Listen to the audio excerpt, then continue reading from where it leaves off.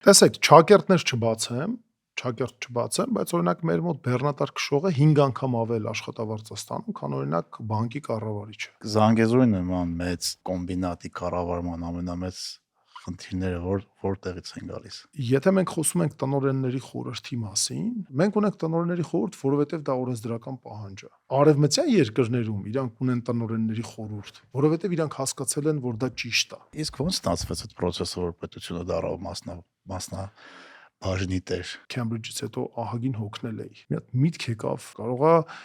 չգիտեմ, իմաստ չունի արդեն այս տարիքում, բայց հետարքիր բան ձեզ ասեմ, Հարվարդում 74 հոգի ծրագրին մասնակցում էր, մոտավորապես միջին տարիքը 60-65 տարեկաններ։ Անկերությունը ինչի չի դառնում բաց բաժնետիրական, որպեսզի օրինակ բոլորս օգտվենք այդ բարիքներից։ Էկոլոգիական ռիսկերը բոլորիս վրա է, բայց բարիքները քանը չէ։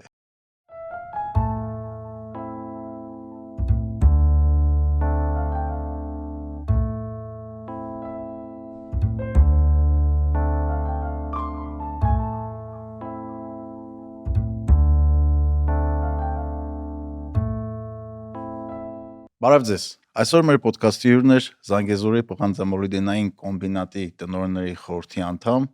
Արտյոմ Պետրոսյանը։ Արտյոմի հետ զրուցել ենք հանքարդյունաբերության մասին, ոլորտի առավելությունների, բարդությունների, էկոլոգիական ռիսկերի, թե ինչ ազդեցություն ունի կոմբինատը մեր տնտեսության վրա, ինչ պլաններ ունեն ապագայի հետ կապված։ Խոսել ենք նաև կոմբինատի պետական մասնակցության, կրթության, Արտյոմի Հարվարդում սովորելու փորձառության եւ այլ հետաքրքիր թեմաների շուրջ։ Անպայման բաժանորդագրվեք մեր ալիքին, սեղմեք լայք կոճակը եւ հիշեցնեմ, որ մեր ոդքասթը հասանել է Spotify եւ Apple Podcast հավելվածներում, դուրս է գալի ամեն 5 շաբթի առանց բացառության։ Արտյոմ ջան, ո՞նց ես։ Սուպեր։ Ո՞նց էր Ամերիկա, Հարվարդ էիր գնացը։ Ինչի համար։ Հարվարդում էի, միջև Հարվարդը Քեմբրիջում էի։ Ըստ էության երկու ծրագիր կար, որ ինձ հետաքրքրում էր, կորպորատիվ կառավարում ու տնօրենների խորհրդի վերաբերյալ տենց երկու ծրագիր են բաց թողել Հարվարդը ու Քեմբրիջը։ Բավական հետաքրքիր, բավական օգտակար, բավական էֆեկտիվ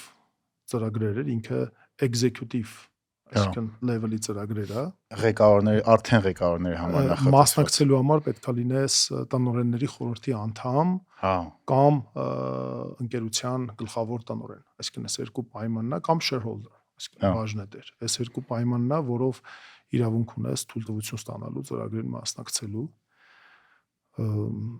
Բավականին հետաքրքիր, իմ համար շատ հետաքրքիր, շատ օգտակար կուրսեր էին, էլի։ Բայց դու այդ դրա կարիք ունեիր, այդ գիտելիքի, որ գնացիր։ Հա։ Գիտես, մի հատ sense երևույթ կա, որ մեր մոտ կա օրինակ sense մի հատ կարծրատիպ, որ չգիտեմ 42 տարեկան ես դել, ինչ իմաստ ունի գնալ որևէ տեղ սովորելու։ Բացի դրանից Հայաստանի ամենամեծ հարկատուի տնօրենների խորհրդի անդամ եմ։ Հա, բայց գիտես, ինձ թվում է կրթվելու կարիքը միշտ ունես։ Այդ սենց ասեմ, այդ update-ները ստանալու անհրաժեշտությունը դու միշտ ունես, որովհետև երբ որ դու դա չես անում, գալիս է ինչ-որ մի պահ, քեզ թվում է, թե դու ամեն ինչ գիտես, հասել ես ինչ-որ օրինակ մաքսիմումի, էլ ինչ նորություն, բայց երբ որ գնում ես դու այդ level-ի ինչ-որ մասնագիտական կուրսերի, դու հասկանում ես, որ չէ, դու բավականին շատ բան կա, որ դեռ չգիտես, բավականին շատ բան կա, որ պետք է իմանաս, որովհետև չէ որ այնտեղ գալիս են տարբեր երկրներից քոպես մարդիկ եւ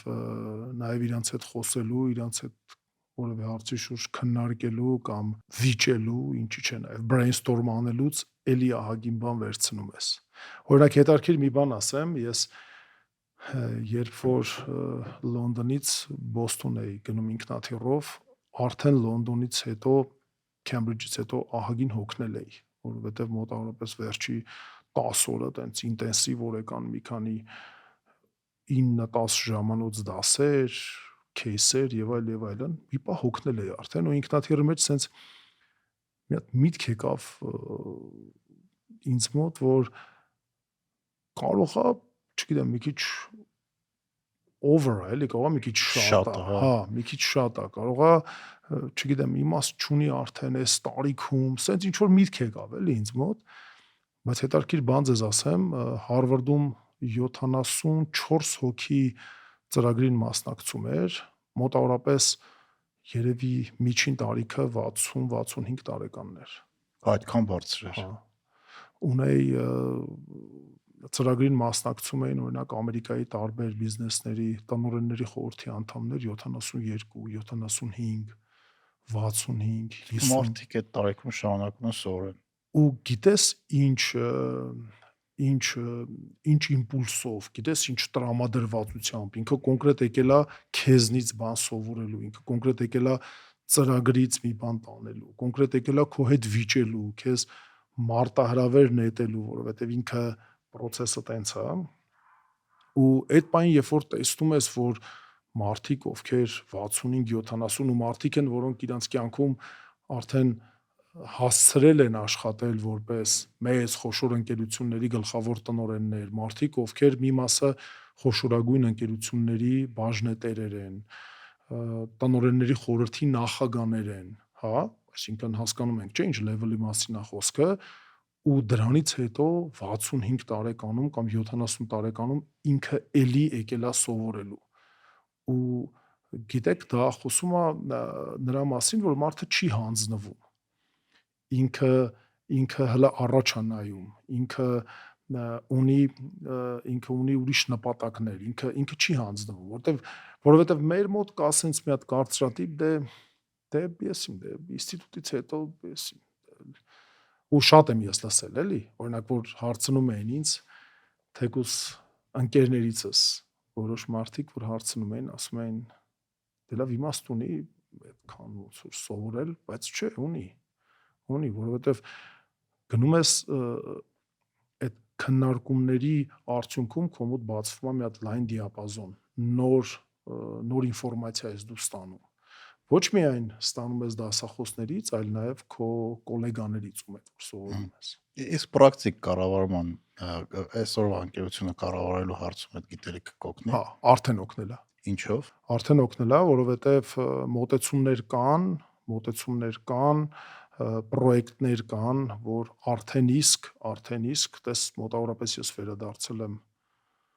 ամսի հուլիսի 23-ին եմ վերադարձել, արդեն ամենաթ մի ամիս դեռ չի անցել, բայց արդեն կոնկրետ պրակտիկ լուծումներ կան,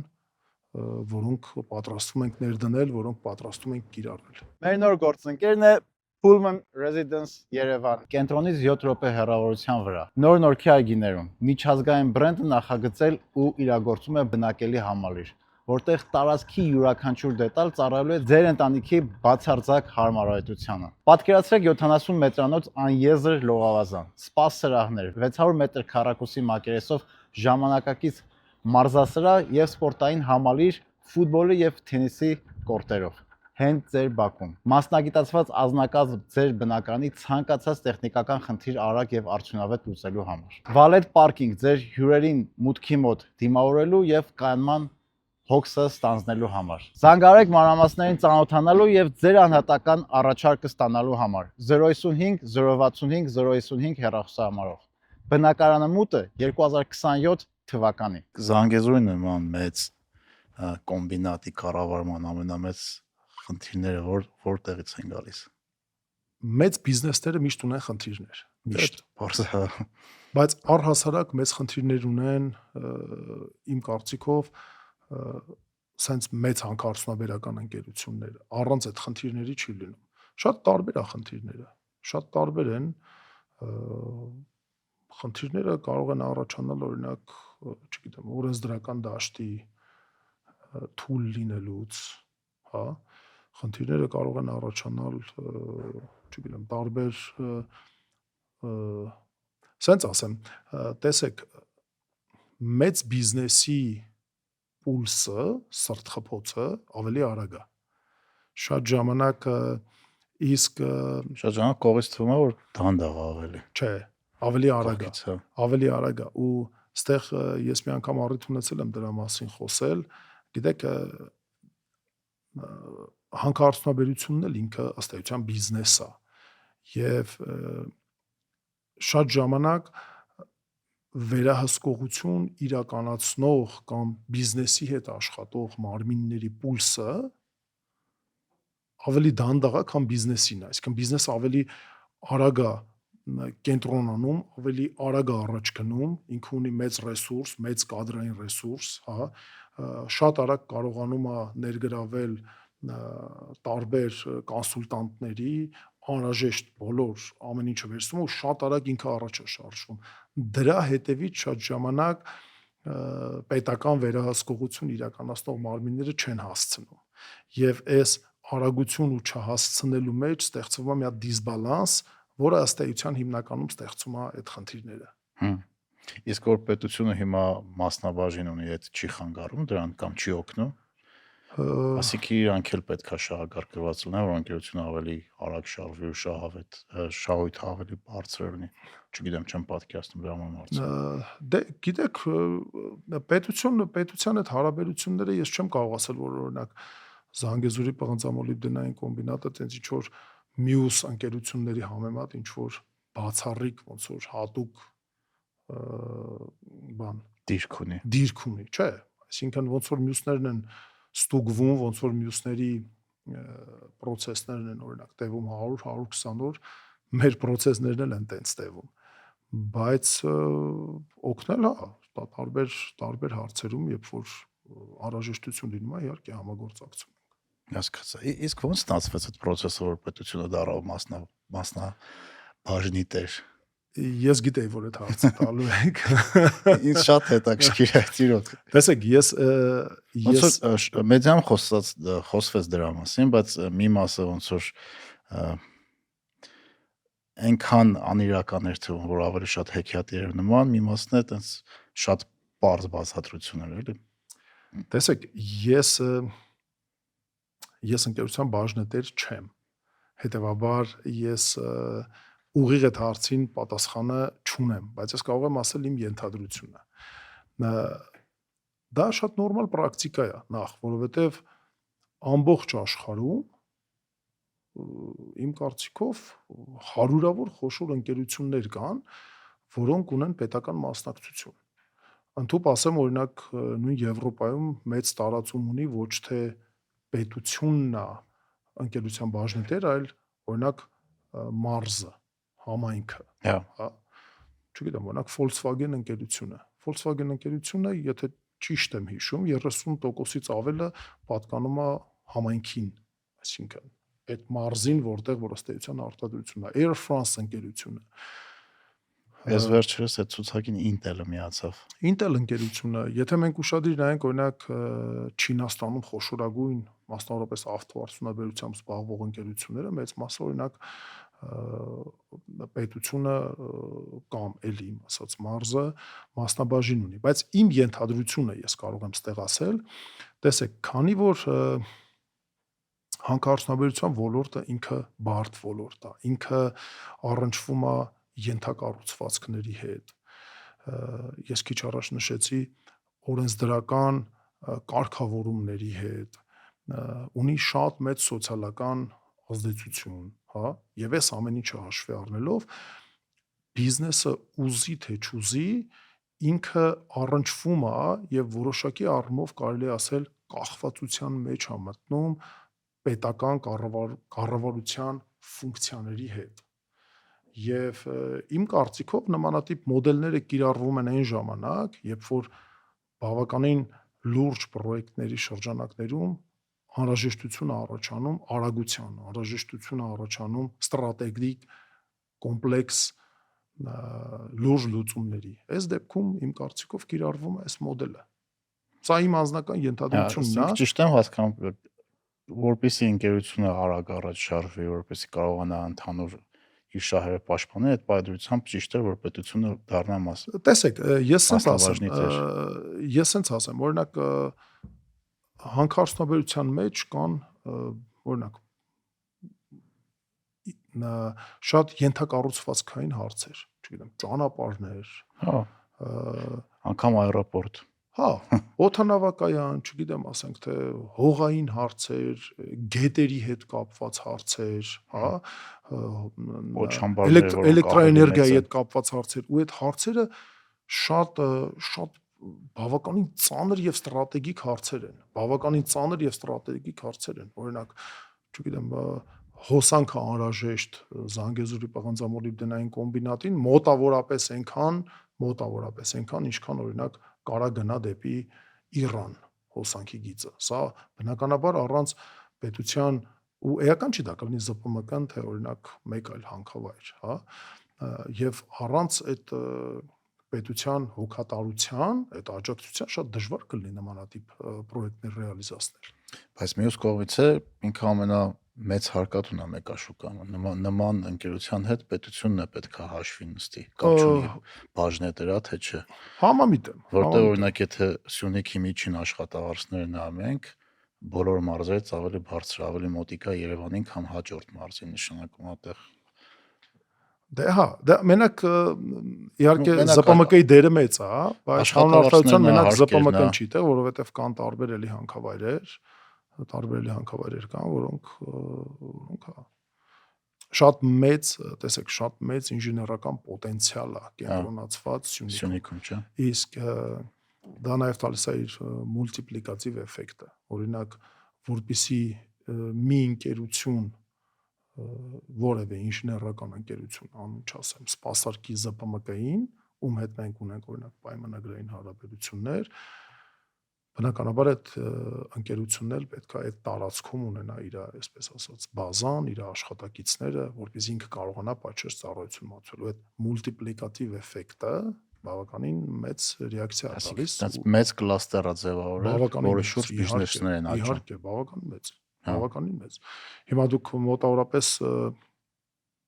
տեսեք, եթե ես ճիշտ եմ թիվը հիշում, մոտավորապես 4800-ին հասնող աշխատակից ունեցող ընկերությունը։ Այսինքն ընդհանուր օրվա մեջ, ճիշտ է հերթափոխներով, բայց 4800 մարդ գալիս է աշխատանքի գնում է։ Հա։ Աշխատողների մեծ մասը են Սյունիքում են, չէ՞։ Այո։ Բայց Երևանում է գրասենյակ ունեք, չէ՞։ Հա, Երևանում էլ գրասենյակ ունենք, բայց հիմնական մասը Քաջարան, Կապան, ավելի փոքր մասն է Երևան, էլի։ Իսկ հիմա պղնձի մոլիբդենի գները նայում էի ոդկասթից առաջ, տենց սրընթաց աճում են։ Ու նաև այս ձեր վերջի տվյալները եկամտարության երևաց, որ ընկերությունն էլ մեծ եկամուտներ է ստացել այս տարի առաջին կիսամյակին։ Բոլոր ընկերությունները չեմ առանձնացնի ԶՊՄԿ-ն, ով այս պահին զբաղվում են հանքարդյունաբերությամբ, ու արտադրանքն է պղինձ, մոլիբդեն, ոսկի, հա, բոլոր այդ ընկերությունները օրինակ միջազգային գների ֆոնին բավականին հետարքիր հիմա իրավիճակում։ Իսկ այդ աճը ինչի հետ է կապված։ Գիտեք, տարբեր վերլուծություններ կան, ու շատ դեպքերում մեկը մյուսից շատ դեպքերում առանձնանում է։ Մի մասը վերլուծաբանների մի մասը ասում է, որ էլեկտրոմոբիլների ագրեսիվ արտադրությունն է նպաստել։ Մյուս մասը օրինակ ասում է, որ հնարավոր է դա կապված է նրանով, որ ամբողջ աշխարհում տենց ռազմական գործողություններ են ու շատ երկրներ օրինակ իրանք ռազմական բյուջեները ավելացնում են, եթե կա ռազմական բյուջե, հետևաբար ինչ-որ բան արտադրվում է, հետևաբար այդտեղ գունավոր մետաղներ են պետք լինում։ Ոսկու տեսանկյունից կա վերլուծություն, որ քանի որ աշխարհում տենց ոչ ստաբիլ, ասես տուրբուլենտ իրավիճակ է, շատ մարդիկ գերադասում են խնայողությունները ոսկու միջոցով պահել։ Այսինքն տարբեր վերլուծություններ են, ինձ թվում է ամեն մեկը իր մասով ինչ որ տոկոս ազդեցություն ունի, էլի, հա։ Հասկացա։ Դուք հիմնական արտանում եք Չինաստան, չէ՞։ Նայած ինչը, եթե խոսքը վերաբերում է պղնձի խտանյութի մասին, որովհետև տեսեք, Հայաստանում պղինձ չի արտադրվում, Հայաստանում արտադրվում է պղնձի խտանյութ։ Խտանյութը դա ոնց տեսած կլինեք այն սովորական շինարարությունների ժամանակ, երբ որ օգտագործում են այսպես կոչված կապույտ ավազը, որով որ շինարարություն անում են, ինքը մոտավորապես այդ տեսքն ունի։ խտանյութը։ Հա։ Ինքը ավազ է։ Բայց մեջը պղնձի մեծ Հա, կոնցենտրացիա կա։ պղնձի եւ պղնձի մեծ պարունակություն կա, բայց որpիսի արդեն այդ ավազից վերջնական դու կարողանաս ստանալ պղինձ, ինքը եւս մեկ արտադրական process պետք է անցնի։ Նույնը օրինակ ոսկու դեպքում Հայաստանում արտադրվում է դորե, այսինքն դա ոսկու եւ արծաթի համաձուլվածքն է, որpիսի մի հատ էլ ոսկին առանձնացնես, մի հատ էլ արծաթը, դա առանձին արտադրական process է, կոչվում է։ Որը էլի չունենք Հա, Հայաստանում։ Հայաստանում չկա, որը կոչվում է աֆինաժ, որը բավականին լուրջ եւ թանկ արտադրություն է։ Հասկացա, իսկ ինչի չենք կարողանում դա մենք Հայաստանում անենք։ Օրինակ շատ կա խոսակցություններ, չէ, որ ժամանակ առ ժամանակ հատկապես քաղաքական գործիչները դրա մասին խոսում են, որ ինչի ենք մենք արտահանում խտանյութ, չենք կարող այդ նույն բանը մենք ստեղ արտադրենք ու ավելի շատ արժեք ստեղծենք, ավելի շատ հարկ տանք ու ավելի շատ աշխատատեղեր ունենանք։ Գիտեք, իմ կարծիքով խնդիրը մասշտաբների մեջ է, որովհետև տարբեր վերլուծություններ կան, մոտավորապես նմանատիպ արտադրություններ ունենալու համար ներդրումները 400, 500, 600 միլիոն դոլարներին հասնող են, բայց որպեսզի այդ արտադրությունները լինեն էֆեկտիվ, պետք է ունենաս մեծ մասշտաբ։ Օրինակ, ենթադրենք, պետքա դու գեներացնես տարեկան 5 տոննա դորե։ Այսինքն Հայաստանի Հանրապետությունը ընդհանուր առմամբ տարեկան օրինակ 5 տոննա դորե պետք է ունենա, որ աֆինաժը լինի էֆեկտիվ։ Կամ, չգիտեմ, պղնձի դեպքում 600,000 տոննա պետք է ունենաս խտանյութ։ Հա, մենք ունենք հանքեր, փոքր չեն, վատը չեն, բայց ընդհանուր իմ կարծիքով իրանց ներուժը այդքան էլ բավարար չի, որ այդ ներդրումը սենց միանգամից արվի, էլի։ Այսինքն մենք չունենք բավականակությամբ արտադրական հզորություններ, որ այդ գործարանները ստեղ ունենանք։ Հա, իմ գնահատմամբ ավելի շատ խնդիրը տեղ է։ Ավելի շատ է տեղը։ Դա համար Որովհետև հակառակ դեպքում դու այդ ներդրում կանես այդ գործարանը կստեղծես, տեսեք, բայց ինքը եկամտաբեր երբեք չի դառնա։ Հա, այսինքն այս դեպքում հարցը դու շահեցիր այդ գործարանը ստեղծելով, թե ընդհակառակը ավելի խնդիր ստեղծեցիր էլի քո համար։ Իսկ հնարավոր չի ստեղծել, մեր օգտագործել ու նաև այլ երկրներից ներմուծել խտանյութեր, թե լոգիստիկան թանկա։ Շատ հետաքրքիր բան եք ասում, բայց էլի լոգիստիկայի հարց է, կարգավորումների հարց է, լոգիստիկայի հարց է։ Օրինակ հիմա որպեսզի մենք կարողանանք օրինակ մի հատ sense իրավիճակ կար, որ անցյալ տարի էր, տոլին նախանցյալ տարի էր, մի հատ տենց ինչ-որ ոսկու խտանյութի հետ կապված մի հատ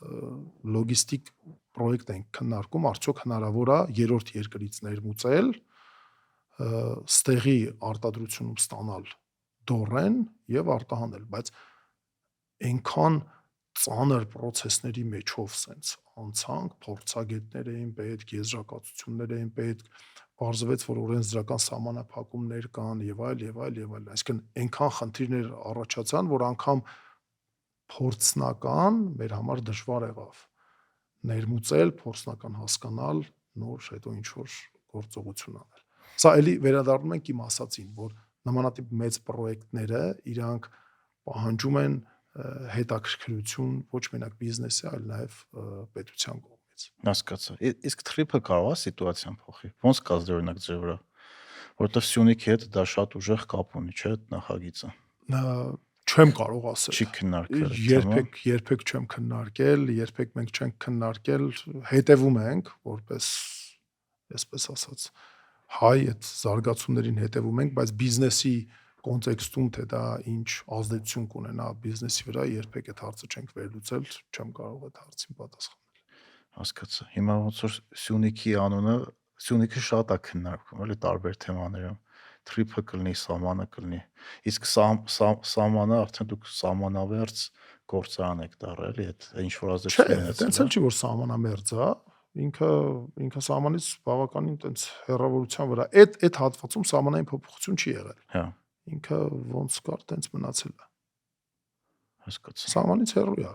Ուղիղ գծով չեմ կարող ասել, բայց 10-ից ավել կիլոմետրով ուղիղ գծով ինքը սահմանից հեռու է։ Հասկացա։ Մի հատ է հարցնամ էլի, ճիշտ է թեման քննարկել ենք, բայց կուզեի ստեղի քննարկենք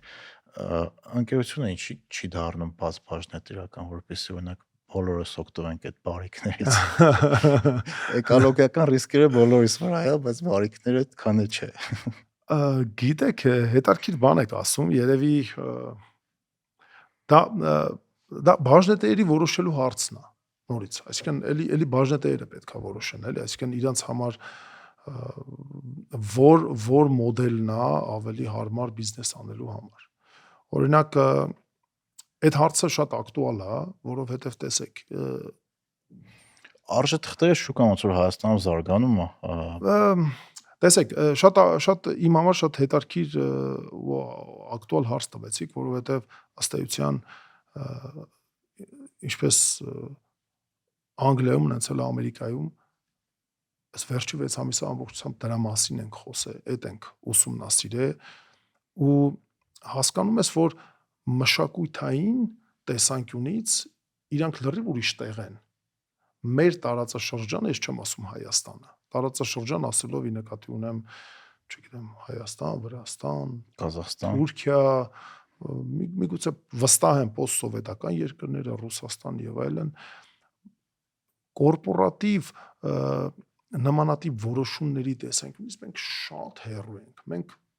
ուրիշ մշակույթի մեջ ենք եւ առաջին հերթին մենք պետք է ինքներս մենք մեզ հարց տանք, այսինքն մենք այդ մշակույթը պատրաստվում ենք փոխել թե չէ, որովհետեւ եթե փոխում ես, դա մենակ ընկերության կամքով չի։ Տեսեք, մի հատ sense օրինակ ձեզ բերեմ, որպեսզի Հայաստանում փակ բաժնետիրական ընկերությունը դառնա բաց բաժնետիրական ընկերություն, ամբողջությամբ գնում է ընկերության վերակազմակերպման process, այսինքն 0-ից հանձնվում է լիցենզիաները, վերաթողարկվում է, ամբողջ այդ process-ը գնում է։ Օրինակ Ամերիկայի Միացյալ Նահանգներում, Մեծ Բրիտանիայում, նաև Ռուսաստանի Դաշնությունում դա մի օրվա բաժնետերերի քվեարկության հարց է։ Պրոստը որոշում են, որ այսուհետ այդ ընկերությունը բաց ընկերություն է։ Այսինքն մեր մոտ, ես որ ասում եմ մշակութային, դա շատ տենց հին դաշտում ենք, դա խոսում է նրա մասին, որ առաջին հերթին մենք պետք է հասկանանք, մենք ոնց ենք ուզում, որպեսզի մեր բիզնես միջավայրը զարգանա, որովհետև հիմա եթե մենք երկուսով մի հատ ընկերություն հիմնադրենք եւ որոշենք, որ գնում ենք ցուցակման, մենք կարող է այն աստիճանի խնդիրների, ծախսերի, խնդիրների հետ առնչվենք, որ մենք օրինակ այդ գաղափարից հետ կանգնենք։ Ասենք, չէ, գիտես, մեզ պետք է որ այդ արի չանենք։ Բայց այդ ամենը այնքան պարզ պետքա լինի, այնքան հասկանալի այդ մեխանիզմները, քայլերի հերթականությունները, որ խրախուսի, որ նպաստի, որպեսզի ընկերությունները այդ ուղղությամբ գնան։ Սա շատ կարևոր հարց է, շատ կարևոր հարց է։ Օրինակ տեսեք, եթե մենք խոսում ենք տնօրենների խորհրդի մասին, մենք Հայաստանում ունենք տնօրենների խորհուրդ, որովհետև տարբեր ընկերություններում, սկսած բանկերից, վերջացրած հանքարդյունաբերական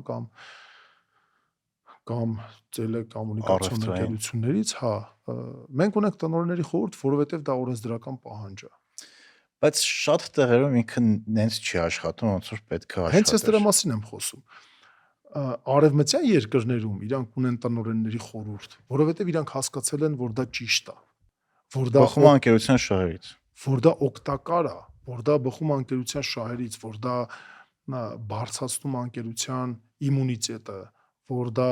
կորպորատիվ գրագետ կառավարման մասին է խոսքը։ Մեր մոտ հիմնականում մենք ունենք տնօրենների խորհուրդ, որովհետև դա օրենսդրական պահանջ է կամ ստանդարտների պահանջ է, օրինակ, որպեսզի ընկերությունները հնարավորություն ունենան մեծ արտասահմանյան ընկերությունների հետ համագործակցել, պետք է ունենան, չգիտեմ, ինչ-որ X ստանդարտներին համապատասխանեն, որոնցից բխում է, որ նաև պետք է ունենաս board, այսինքն տնօրենների խորհուրդ։ Երբ որ մենք հասկանանք մեր բիզնես միջավայրում, որ դա արտադիր է, դա անհրաժեշտ է, այդ դեպքում միջավայրը կփոխվի, մշակույթը կփոխվի։ Օրինակ հիմա եթե դու որևէ արևմտյան երկրի ներդրողի ասես, որ Հայաստանում այդքան էլ ընկերությունները տնօրենների խորհուրդ չունեն կամ օրինակ ընկերությունները չեն առաջնորդվում կորպորատիվ կառավարման ստանդարտներով, ինքը չի հասկանա։ Այդ ոնց որ ասես, գիտես, չգիտեմ, ոնց օրինակ բերեմ, ոնց որ ասես, կա մի երկիր, որտեղ ձկները ջրի մեջ չեն ապրում։ Անհասկանալի է, չէ՞։ Նույն ձև միջազգային խոշոր ընկերությունների համար անհասկանալի է, թե ոնց օրինակ սենց կա ինչ-որ մի հատ տարածաշրջան, որտեղ դա այդքան էլ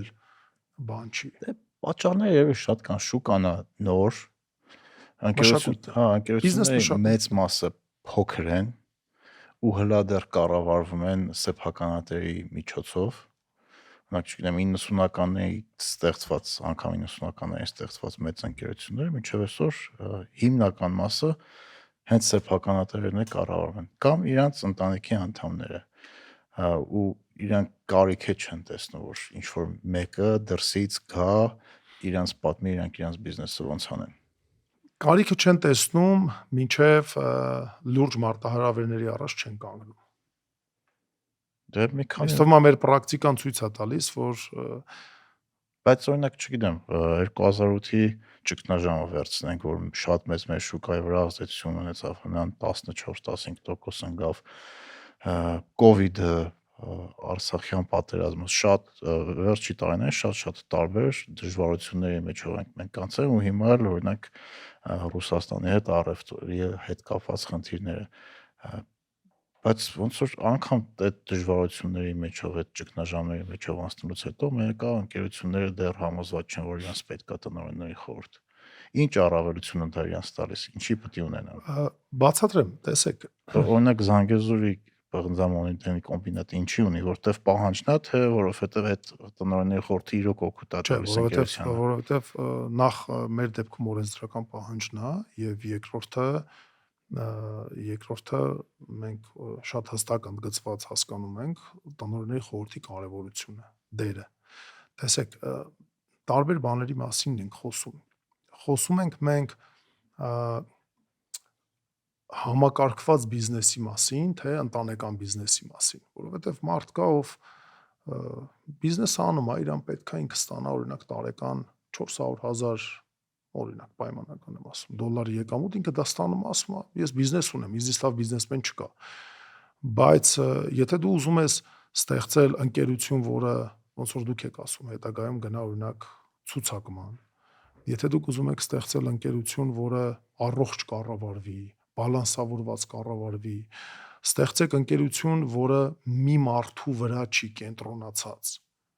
Օրինակ Հայաստանում հիմնականում ոնց է, ընկերությունները ունեն մի հատ rockstar գլխավոր տնօրեն կամ մի հատ rockstar CEO, ամբողջ համակարգը կառուցված է իր վրա։ Աստված չանի այդ մարդու հետ մի բան լինի, բիզնեսը ըստ էության փլվում է։ Ինչի՞, որովհետև ճիշտ չի դրված այդ արխիտեկտուրան, որովհետև ճիշտ չի բալանսավորված կառավարման ուժերը։ Այս ամեն ինչը խոսում է նրա մասին, որ չեն հասունացել ընկերությունները այնքան, որպեսզի դրա վրա եւս ուշադրություն դարձնեն։ Չեն հասունացել։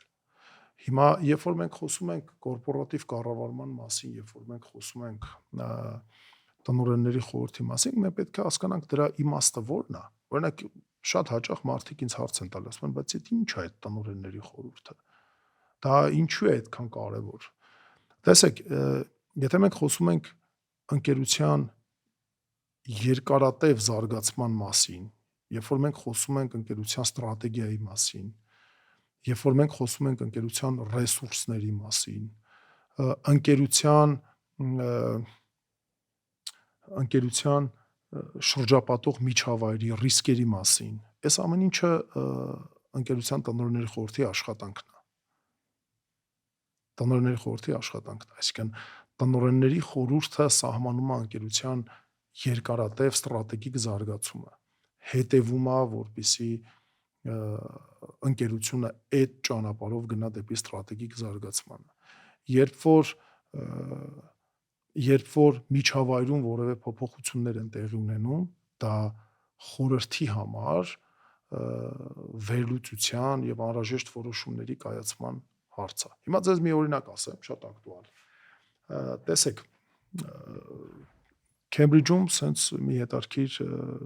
բանի մեջ էինք, իրանց այդ research center-ը ուսումնասիրություններ հրապարակել, որ 60%-ից ավել ընկերության աշխատակիցները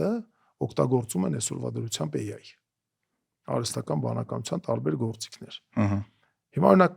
ով պետք է սրա վրա ուշադրություն դարձնի։ Սա դասական տնօրենների խորհրդի ուշադրության ենթակա խնդիր է։ Ինչի՞։ Տեսեք, հիմա օրինակ հարց եմ տալիս, տնօրենների խորհրդը ինչ պետք անի, պետք է արգելի առհասարակ, օրինակ արհեստական բանականության օգտագործումը, թե ընդհակառակը իր աշխատողներին կրթի, որպեսզի ավելի ճիշտ օգտագործեն։ Ну, ես կանեի երկրորդ տարբերակ։ Ես էլ միանշանակ, որովհետև չես կարող արգելես, այսինքն պետքա կրթես։ Պետքա տնօրենների խորհուրդը ստեղծի համապատասխան քաղաքականություններ, մեխանիզմներ, որպեսզի աշխատողը իմանա, որ դեպքում ինքը կարող է օգտագործել օրինակ AI, ոնց անի, որ դրանով ընկերությանը վնաս չպատճառի, ոնց անի, որ կիբեռանվտանգության ռիսկեր ընկերության համար չստեղծի, ոնց վարվի, որպեսզի կոնֆիդենցիալ տեղեկատվությունը արտահոսք չունենա։ Այսինքն սա process է, որով պետքա զբաղվի բորդը, տնօրենների խորհուրդը։ Հիմա ինչ պետքա ստեղանի տնօրենների խորհուրդը։ Տնօրենների խորհուրդը այս ամեն ինչի հիման վրա պետքա իրականացնի անհրաժեշտ քաղաքականությունների մեխանիզմների ներդնում եւ կրթի ընկերությանը եւ հետեւի, որպեսզի ընկերությունը եւ աշխատակիցները գնան այդ ճանապարհով։ Սա դասական բորդի աշխատանքի մի փոքրիկ էլեմենտ է։ Հասկացա։ Իսկ էկոլոգիական խնդիրներն էլ է բորդը քննարկում։ Նաեւ, այո։ Այսինքն այդ կարևոր հարցերից է, որ բոլոր ուշադրության։ Օրինակ ESG-ի շրջանակներում կամ առանձին ռիսկերի շրջանակներում իհարկե։ Իսկ ոնց է այդ ինչ ֆրեյմվորքը ոնց է օրինակ էկոլոգիական հարցերը ոնց է քննարկվում։ Ինձ օրինակ շատ հետաքրքիր է, երբ որ պոչամբար ստեղծվեց կամ ինչ որ մի տեղ կա, չէ՞ որ այդ թափոնները պահվում են։ Պոչամբարն։ Հա, պոչամբարը դրանք ոնց որ շատ երկար կյանք են ունենում, ավելի երկար, քան տնօրենների խորհուրդը կարող ունենա կամ ընկերությունը։ Ինձ հետաքրքիր է, ինչ որ առանձին բյուջե կա հատկացված կամ ինչ որ խորհուրդ կա, որ անգամ եթե ընկերությունը, չգիտեմ, սնենք ճանաչվի կամ սեփականատեր փոխվեն կամ տարբեր բաներ կարող լինի, այդ հարցերը միշտ կոնտրոլի տակ են։ Տեսեք, պոչամբարի հետ կապված հարցը ինքը շատ հստակ նկարագրված է ընկերության նախագծում։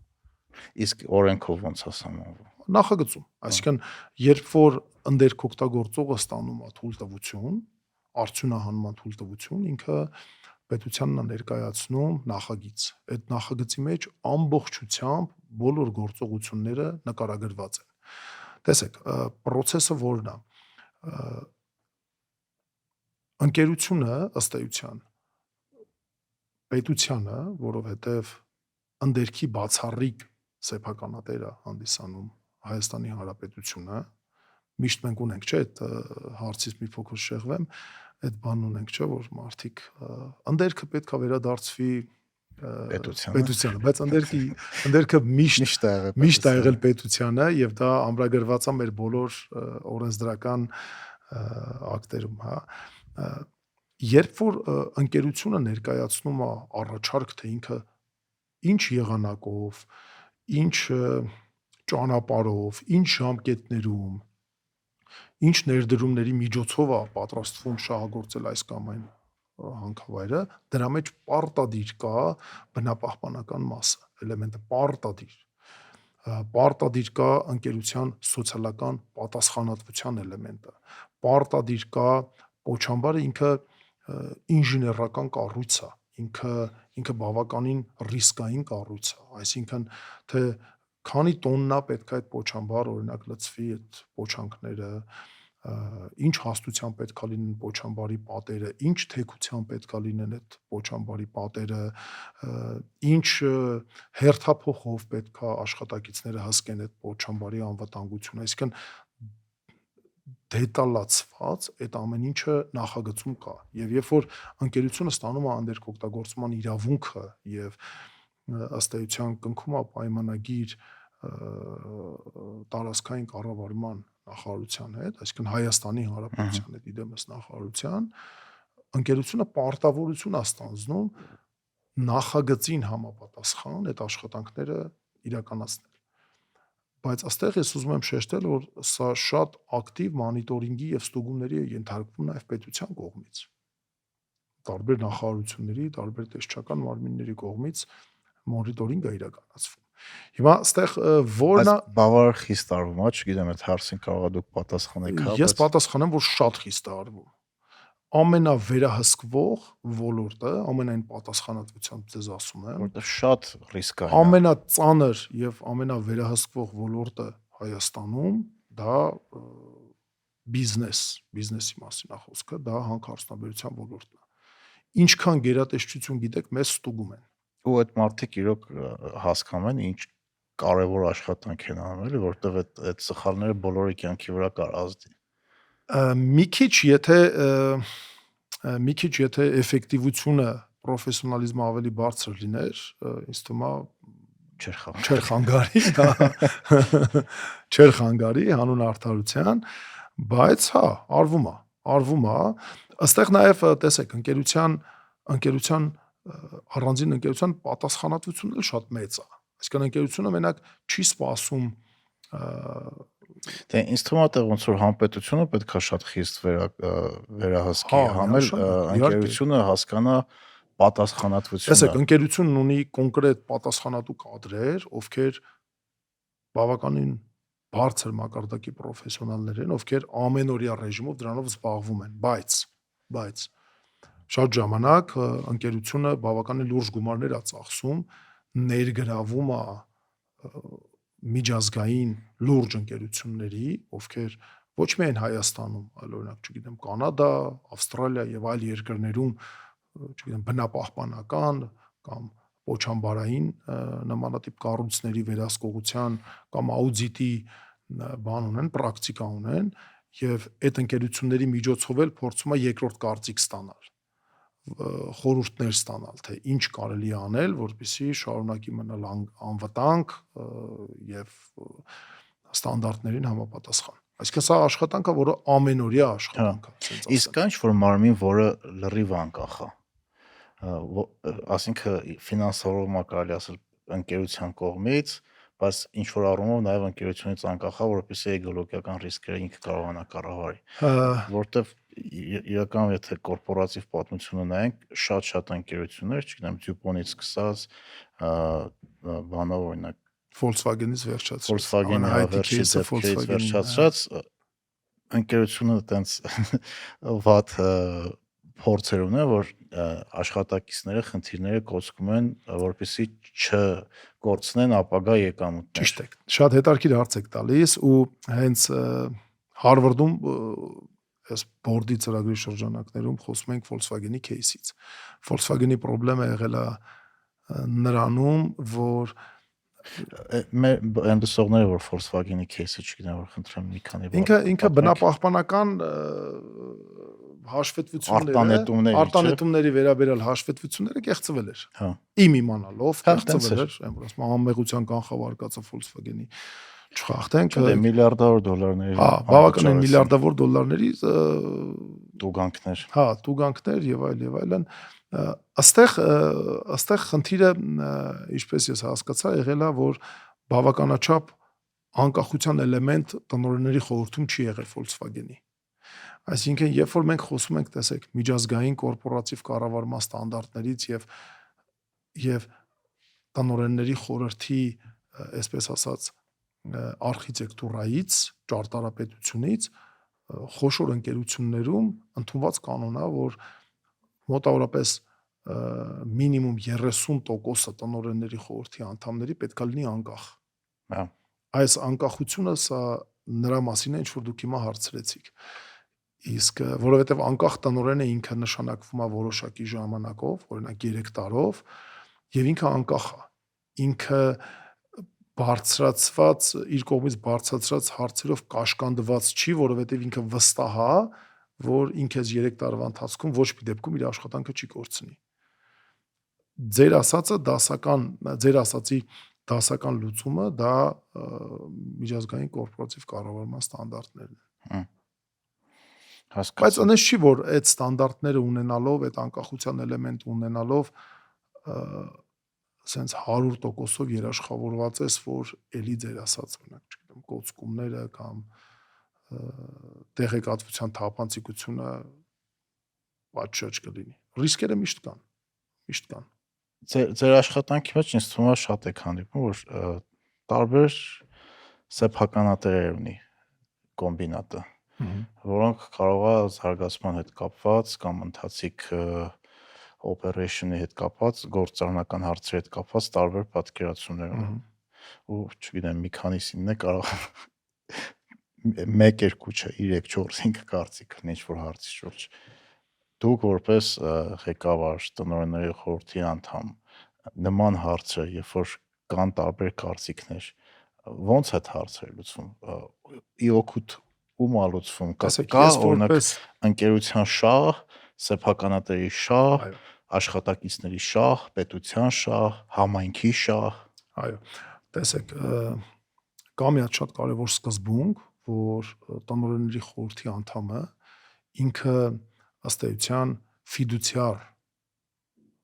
պատասխանատվություն ունի։ Դա նշանակում է, որ եթե կշռքի վրա դնես որևէ այլ շահ եւ ընկերության շահը, տնօրենների խորհրդի անդամը պետքա առաջնորդվի ընկերության շահով, բացառապես։ Այսինքն կապ չունի ինչ շահ դնես այս կողմը եւ ընկերության շահը, տնօրենների խորհրդի անդամը պետքա առաջնորդվի ընկերության շահով։ Ձեր ասածը, տեսեք, դասական բոլոր ընկերություններում, որոնք ունեն մեկից ավել բաժնետերեր, միանշանակ այդ տարբեր կարծիքներ, տարբեր քննարկումներ, տարբեր մոտեցումներ կան։ Դրա համար կա այսպես ասած ընդհանուր ժողովը, general meeting-ը, որի շրջանակներում այդ հարցերը քննարկվում են, հարցերը ուսումնասիրվում են եւ ընտրվում է այն մոտեցումը, կանգնում են այն հարցի վրա, որը լավագույնս Սկլինով չենք կարող պայմանավորվել։ Հա, ինչի՞ չէ, դից էլ է լինում։ Բայց այդ ժամանակ ոնց առաջ ընկերում ընկերություն։ Պաուզա ենք վերցնում, չգիտեմ, մի որոշ ժամանակ հետո լրացուցիչ աշխատանք ենք անում, հարցին նորից վերադառնում ենք։ Իսկ ընկերության ապագան ինչա լինելու, դեպի ուր է գնում։ Նոր զարգանում է ընկերությունը, շատ ինչ ուղղությամբ է զարգանում։ Ընկերությունը զարգանում է, առաջի գործողությունը, որը մենք պլանավորում ենք կատարել, դա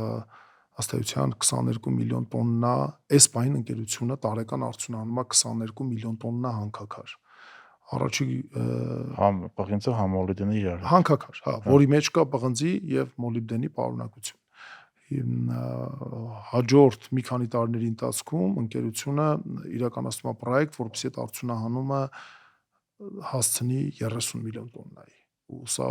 մոտավորապես 30%-ից ավել արտադրական ծավալների մեծացում։ Ինչի հաշվին է դարվել նոր հանքավայրեր պետքա բացվի։ Չէ, պրոստը հանքը, այսպես ասած, մի քիչ ավելի լայնանում է, ավելի շատ է այդ հանքից հանելու բաշեր։ Նոր ռիսկեր չկա գեոլոգիական։ Չէ, եթե ինչ-որ ռիսկեր եկա, կառավարելիության դաշտում է, այսինքն այդպես ուրիշ բան չկա։ Հասկացա։ Բայց ինքը շատ մեծ պրոյեկտ է։ Այսինքն պատկերացրեք խոշոր հարկատուն, Հայաստանի խոշորագույն ընկերությունը ինքը ըստ էության 30%-ով իր ծավալները մեծացնում է։ Դա բավականին լուրջ, օրինակ 22 միլիոն տոննայի համար ապահովում է այս մի գործարանը, դու եւս մեկ գործարան պետքա կառուցես, որը նաեւ այն մյուս 8 տոննան վերամշակի։ Հա։ Այդ գործարանի կառուցումը ենթադրում է տարբեր կոմունիկացիաների վերազինում, տարբեր ենթակառուցվածքների մոնտաժում, նոր աշխատատեղեր, նոր աշխատողների բավականին Ինչքանի ներդրում ա դնել մոտավորապես։ չգիտեմ ստույգ, բայց բավականին լուրջ մի քանի տասնյակ միլիոն անցնող ներդրումներ։ Հասկաց։ Իսկ ընկերությունը դիվիդենդներ վճարում ա։ Իհարկե։ Այսինքն պետությունը համ հարկաստամ, համ դիվիդենդ։ Որպես բաժնետեր դիվիդենդ, նաև որպես պետություն հարկ։ Իսկ 25 թվի հարկեր ինչ էր, ցածր, զգալի ցածր։ Բայց այդքան էլ ցածր չէր։ Հիմա կարծեմ Դե առաջի տեղից ընկակ, երրորդ Չէ, տեղը։ այդտեղ մի հատ ուրիշ բան կա։ Այդ ոչ թե հարկերն է ցածր, այլ հանքարդյունաբերության մեջ մենք վճարում ենք նախորդ տարի շատ մեծ կանխավճար։ Հա։ Օրենքի պահանջն է այդպես։ Մենք շատ մեծ կանխավճար ենք ստանում, հետո այդ կանխավճարը ըստ էության ոնց որ վերադարձվում է եւ այդ առաջի երկու երամսյակում միշտ ընկերություններ կան հեռախոսների վաճառքով զբաղվող ով Mobile center-ից անցա։ Ով ինչ որ մի պերիոդ անցնում է, հետո մենք շատ արագ վերականգնվում ենք, էլի։ Դե այս տարի արդեն առաջ տեղ եք, բայց 25 թվականին հեսա բանը։ Այդ առաջի երամսյակն է լինում որպես օրենք։ Առաջի 52 երամսյակն է։ միլիարդ էր, որը 24 թվականի համեմատ երկու անգամ քիչ է։ Հա, Իսկ 22 թվականին ինչ ա եղել, որ տես մեծ հարկեր ա եղել 143 միլիարդ։ 22 թվականին Գներն ա բարձր եղել թե ինչ։ 22-ից սկսեց գները բարձրանալ, չէ, հետո եթե ես թվականով չեմ հիշում, բայց եղավ մի հատ կարճ պերիոդ, որ բան այնտեղ ավելացվեց, պետության կողմից պետական турքի չափը բարձրացվեց, բավականին լուրջ բարձրացվեց եւ հիմա չեմ հիշում կոնկրետ 22-ին էր դա թե 21-ին էր, բայց այդ ժամանակահատվածում էր։ Այսինքն օրենսդրական փոփոխություն տեղի ունեցավ ու բավականին լուրջ պետական турքը բարձրացավ։ Դրա հաշվին բոլոր հանքարդյունահանող ընկերությունները բավականին մեծ հարկեր վճարեցին, բայց հետո բանակցություններ սկսեցին եւ այլն, որովհետեւ ինքը ծանր էր բիզնեսի համար։ Իհարկե։ Իսկ համայնքը ոնց ա վերաբերվում գործանին։ Դե համայնքի մեծ մասը 80-90%-ը հա կոմբինատի, այսպես ասած, աշխատակիցներ են, շատ հոգատար, շատ պատասխանատու, ես կասեի։ Իրանց համար իմ կարծիքով դա պրոստը աշխատանքի վայր չի, դա իրանց համար ավելի քան մեծ նշանակություն ունի, քան պրոստը աշխատանքի վայրը, որովհետև եթե տեսեք, մենք Երևանում ապրելով, որևէ տեղ աշխատելով, եթե ինչ որ մի բան քո մոտ չի ստացվում, դու ասում ես, օքեյ, չգիտեմ, դուրս կգամ ուրիշ տեղ կմտնեմ աշխատանքի։ Այնտեղ այնց չի, որ այդ համարժեք երկրորդ օպցիան կա։ Եվ մարդիկ շատ հոգատար, նվիրումով, շատ պատասխանատու, դա բավական ծանր աշխատանք է։ Բավականին ծանր աշխատանք է։ Ու երբ որ նայում եք մարդկանց, գիտեք, բավականին լուրջ հանքարդյունաբերության ոլորտը ինքը սենց իրական տղամարդու աշխատանք է, էլի, տղամարդկային ոլորտ է, էլի։ Ֆիզիկապես ծանր, հա։ Ֆիզիկապես, էմոցիոնալ մարդիկ բավականին լուրջ տեխնիկաների հետ գործ ունեն, կյանքին վտանգ սպառնացող արտադրական process-ների հետ գործ ունեն։ Բավականին պատասխանատու աշխատանք է ինքը, այդպես հեշտ չի։ Հա։ Հեշտ չի։ Հա, մենակ մեքենաների չափերը որ տենում ես։ Դուք խոստացել եմ մի օր ձեր մոտ բերեմ, որ այդ մեծ մեքենա։ Մեծ սիրով հրավիրում ենք, հա, երբ ձեզ հարմար է։ Որտեղ մի քանի մուլտիկում տեսել էր, ասում եմ, պապ Հայաստանում եկան, տես մեծ մեքենաներ, ասի հա կան։ Ես անցյալ շաբաթ իմ տղաներին տարել էի հետս հանք, առաջի անգամ էին, որ ընդեղ էին։ Տպավորված է։ Ահավոր ու ասեմ, ես հասկացա, որ իրանց մեջ բան փոխվեց, որովհետև իրանք հասկացան, թե ինչա նշանակում ինժեներ լինելը։ Օրինակ, իրանք հարցերից էքսկավատոր քշողին այնքան հարցեր էին տվել ու մեծ տղաս, որ վերադառնում էինք, ինձ ասեց, պապ, ասում է, ես ինչ պետքա գնամ սովորեմ, որ գնամ աշխատեմ այն կազմակերպությունում, ով որ այս էքսկավատորները արտադրում է։ Օրինակ չգիտեմ, Volvo-ում, հա։ Կամացու, Այդ կորեական է, ճապոնական։ Այսինքն ինչ մասնագիտություն ես պետք է ընտրեմ, որ գնամ, այսինքն իրանց համար դա բան ասենց Երևանից դուրս ինչ որ ալտերնատիվ է, որովհետև ուրիշ մշակույթ է, ուրիշ աշխատանք է, ուրիշ մարդիկ են։ Իսկ ընկերությունը համայնքի համար ինչ անում։ Ամեն ինչ։ Այդ ինչ է նշանակում։ Դե շատ ընկերությունը շատ ծրագրեր ունի, օրինակ սուբվենցիոն ծրագրերին շատ ակտիվ մասնակցում, առողջապահական ծրագրերին, սպորտային բոլոր ծրագրերին, սոցիալական տարբեր ծրագրերին։ Իսկ այդ հանքերը առողջական ռիսկեր առաջացնում են տեղի ժողովրդի համար։ Գիտեք, կան ուսումնասիրություններ։ Շատ կան, հա։ Օրինակ ես վերջերս ուսումնասիրություն եղավ, որ Քաջարանում օդը ավելի մաքուր է, քան Երևան։ Դե այդ լավ կողմն է։ Ահա։ Գիտեք ոնց չկա այտենց ես երբևէ չեմ հանդիպել Անա քաղցկեղի մակարդակը։ Չէ, ես այտենց այդ տիպի ես համարում եմ դրանք այդ տիպի խոսակցությունները մի քիչ բամբասանք, ասեմ ինչի, որովհետև չկա որևէ հստակ ապացուցված մենք ամեն տարի աշխատակիցները օրինակ անցնում են տարբեր հանքավայրերում, մեր անցնում են պարտադիր բուժզննում, չկա այդպես ստատիստիկա, որ այն մարդով որ աշխատում է ֆաբրիկայում, կամ այն մարդով որ հանքում, կամ այն մարդով որ քաղաքից դուրս բանկում, կամ Երևանում բանկում աշխատողը ավելի քիչ հիվանդություն ունի, քան հանքում։ Ես մի քիչ համամիտ չեմ դրա հետ։ Չկա այտենց ասեկոսեներ են, էլի, բայց տակը ոչ մի հիմք չկա։ Իսկ դուք ո՞նց եք հայտնվես ոլորտում։ Ես ոլորտում հայտնվել եմ 14 թվականից, արդեն 12 տարի։ Հա, արդեն 12 տարի ես ոլորտում եմ։ Գիտեք, եկավ մի պահ, որ միջև այդ բեռնափոխադրման ոլորտում էի աշխատում, եկավ մի պահ, որ ուզում ես որևէ փոփոխություն, ոլորտային փոփոխություն ու ստացա առաջարկություն։ 30 եք այդ ժամանակ։ Ինչ? 30 տարեկան։ Չէ, ինձ թվում է 29, կարծում եմ։ 29-28 սենց երևի թե։ Պետք է որ 28։ Առաջարկություն ստացա։ Այնպես բավականին բան, հիշում եմ, երբ որ գնացի սկզբից սկսեցի Թեղուտից, երբ որ գնացի Թեղուտի հանքավայրը, նայեցի, բան, շատ ոգևորված էի, բայց իմ համար շատ մեծ ռիսկ էր, որովհետև այդ ժամանակ պետք է գնայր այնտեղ ապրեիր։ Այսինքն երիտասարդ տղա ես, նոր ամուսնացած, բան,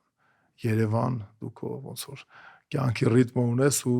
չէ, պետք է գնաս Թեղուտում ապրես։ Բավականին բարդ էր այդ որոշում կայացնելը, բայց ինչ որ մի բան ինձ հուշում էր, որ պետք է դա անես։ Ինչ որ բան հուշում էր, որ չէ, գիտես, ճիշտ է։ Այդ ոչինչ 1 տարի է, 2 տարի է այդ կոմֆորտից դուրս արի, պետք է դա անել ու ես այդ որոշումը կայացրեցի։ Չեմ կարող ասել, որ հեշտ էր, չէ, շատ բարդ էր, նոր ոլորտ, նոր մարտահրավերներ, Երևանից հեռու, համարյա թե մի տարուց ավել, տենց ուրիշ գրաֆիկով ես դու ապրում, էլի։ Այսինքն ոչ մի բանի չես մասնակցում քո առօրյա ստեղի կյանքի։ Երկուշաբթի օրը գնում ես, շաբաթ օրը կամ ուրբաթ օրը հետ ես գալիս հոգնած, ասած։ Բայց ես որ հետին հայացք եմ նետում, կարծում եմ, որ ճիշտ էր որոշումը այս բնակավար մտնելու։ Շատ հետաքրքիր բնակավար է ինքը։ Ինչ առումով։ Իր խնդիրներով, իր մասշտաբներով, իր գույներով, իր պատասխանատվությամբ, այստեղ ուրիշ է կյանքը։ Այն խնդիրների հետ, որոնք առօրյա մենք առնչվում ենք, կարող է էլի խոշորագույն բիզնեսներ իրանք նմանատիպ խնդիրների հետ առնչվեն օրինակ ամիսը 1 կամ կարող է 3 ամիսը 1։ Այսինքն բարդ ոլորտ է։ Շատ, բայց դա էլ նաև հետաքրքիր է։ Շատ բարդ ոլորտ է ինքը, շատ բարդ ոլորտ է ու հետաքրքիր է։ Տեսեք, ասենց մի հատ օրինակ բերեմ, եթե սովորական բիզնեսը, որևէ բիզնես եկեք վերցնենք, եթե սովորական բիզնեսը օրինակ պետության հետ առնչվում է մենակ հարկային մարմնի կամ էկոնոմիկայի նախարարության ինչ-որ լիցենզիաների միջոցով մենք ամբողջ սպեկտրի հետ աշխատում ենք։ Չկա այտենց մի նախարարություն, ում հետ մենք աշխատանք չունենք։ Չկա մի տեսչական մարմին, ով օրինակ հանքարդյունաբերությունը չի վերահսկում։ Անգամ գեոպոլիտիկ, չգիտեմ, տարածաշրջանային հարցերը իրանք ընկերության վրա ուղղակի ազդեցություն ունեն։ Հետո մարդկան շրջանակը, ովքեր հանքարդյունաբերության մեջ աշխատում են, սկսած ինժեներներից, երկրաբաններ, վարորդներ, ֆինանսիստներ, քիմիկոսներ, չափագրողներ, չգիտեմ, հաշվապահ, բժիշկ, պետական մարմինների հետ կապ պետական համալսարանները ինչ պրոդուկտ տալիս են մեր, բոլորը հանքարդյունաբերության մեջ պոտենցիալ աշխատողներ են։ Բայց հիմա բանը ոնց որ ձեր շատ աշխատակիցներ պոլիտեխնիկի գորնիներ չէ տալիս։ Հա, հիմա ինքը պոպուլյար տեղ է ընդունվելու համար, իհարկե։ որտեվ մեր ժամանակ արդեն շատ մարդ ընդ չէր ընդունվում 2006-7 թվականներին։ Հա, այդ կոնտեքստում եք հարցը տալիս։ Գիտեք, հետարքիր բան եք ասում, բայց որտեվ տենց շատ հազվադեպ մարդ հանդիպում, հատկապես երիտասարդ տարիքում համալսարան ընդունվելուց կամ որ պետք է առաջի աշխատանք ընտրի, տենց որ ասի ես երազում եմ հանքարդյունաբերությունում աշխատել։ շատ ճիշտ հարց եք տալիս։ Այդտեղ խնդիր կա, ինձ թվում է մի քիչ Հետո ոլորտը տենց բանի ոնց որ ռեյտինգի առումով է լավագույնը չի։ Տեսեք, չակերտներ չբացեմ, բայց օրինակ մեր մոտ բեռնատար քշողը 5 անգամ ավել աշխատավարձ է ստանում, քան օրինակ բանկի կառավարիչը։ Մասնաճյուղի։ Հա։ 5 անգամ ավել աշխատավարձ է ստանում։ Ազատ վարորդի տեղ չունի։ Ես ճիշտ հասկացեք էլի ինձ, կամ օրինակ այդ նույն ձեր ասած Գորնի ֆակուլտետ ավարտած մարդը, ինքը եթե երկարաժամկետ պոտենցիալն է նայում, ինքը բավական լուրջ պոտենցիալ ունի։ Բայց ինչ որ մի բան այն չի, այսինքն ինչ որ մի բան այն չի, որովհետև տեսեք, ունենալով սենց մեծ հանքարդյունաբերական կլաստեր, մեր մոտ պետքա ընդհակառակը կոնկուրսը այնքան մեծ լիներ նմանատիպ ֆակուլտետներում, որ բայց չկա դա։ Ինչի որովհետև բարձր վարձատրվող աշխատանք է։ Ինձ թվում է մի քիչ խնդիրը կայանում է նրանում, որ միգուցե կարիք կա մի քիչ ավելի խորապես ուսանողներին դա ներկայացնել։ Տեսեք, մեր մոտ մեծ խնդիր կա, որովհետև այսօրվա դրությամբ այդ համալսարան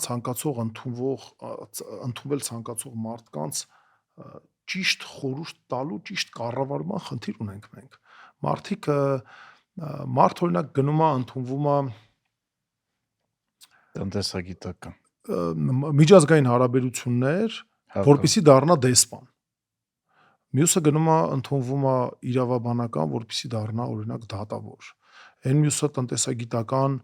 որպեսզի դառնա օրինակ, չգիտեմ, բանկի կառավարիչ, բայց ոչ ոք իրանց չի ասում, որ մինչև դեսպան դառնալը դու օրինակ 14 տարի արտաքին գործերի նախարարությունում հարկերով պետքա փաստաթղթերով վազվզես։ Ոչ ոք չի ասում, որ գիտես այդ թռիչքը իրավաբանից դեպի դատավոր դու օրեկան, չգիտեմ, 8 տարի պետքա օրեկան հարյուրավոր էջեր կարդաս, գրես, ու այդ ծանրությունը շատ մարդկանց ստիպում է հետքայլ անել։ Տեսեք, օրինակ հիմա ես sense որ նայում եմ իմ կուրսում, որտեղ ես սովորել եմ, եթե ճիշտ եմ հիշում, քանակությունը կուրսի 60 հոգի էր, իմ իմանալով մի 5-6 մարդ է դարձել իրավաբան։ Հա, իրավաբանական գիտելիք ունեն մյուսները, բայց իրավաբան չդարձան։ Տարբեր ոլորտներ գնացին։ Հա, տարբեր ոլորտներ։ Մեկը օրինակ IT ոլորտա գնացել, մյուսը չգիտեմ, ես վերջերս որոշ մարդկանց տեսա ռեստորանային բիզնեսի մեջ են գնացել։ Այսինքն այդ ֆիլտրը ճիշտ պետքա մենք կարողանանք ներկայացնենք, թե ինչ է այդ ապագա մասնագիտությունը։ Օրինակ, սենց մի հատ ծրագիր կա հետաքրքիր Ամերիկայի Միացյալ Նահանգներում, կոչվում է Shadow, շողք։ Օրինակ բժշկական համալսարանում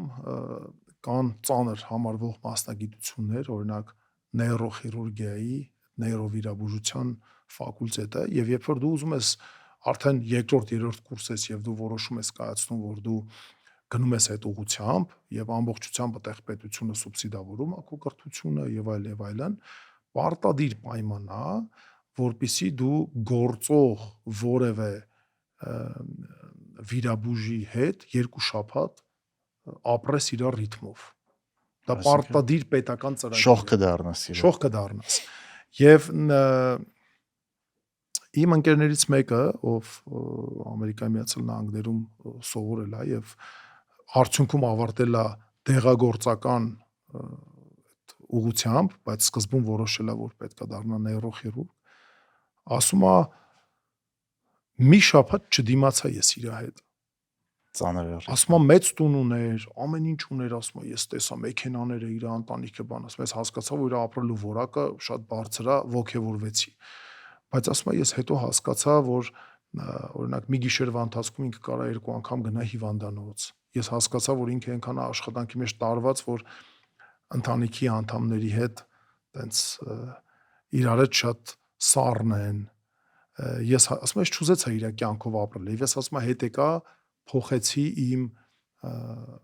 ուղղությունը։ Այսինքն կա ծրագիր, որը քեզ հնարավորություն է տալիս դու տեսնես, թե դու 10 տարի հետո ինչպիսին կարող ես լինել եւ քեզ հնարավորություն է տալի այսօր արդեն դու որոշես դա ուզում ես թե չէ։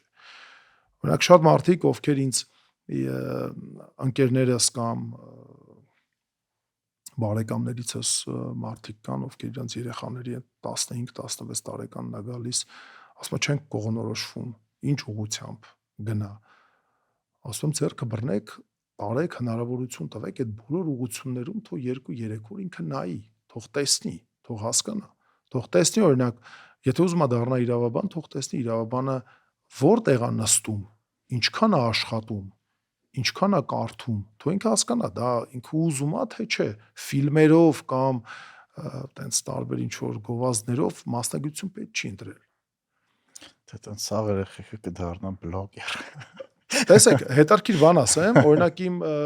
իմ ավակ գործընկերներից մեկը ինքը ասեց, ասում եմ երեխան երբ որ ավարտեց դպրոցը, աղջկա մասին էր խոսքը, ասում է ես թույլ չտվեցի, ասում եմ մի անգամից ինքը համալսարան գնա։ Ասում եմ թույլ չտվեցի։ Ասում ասեցի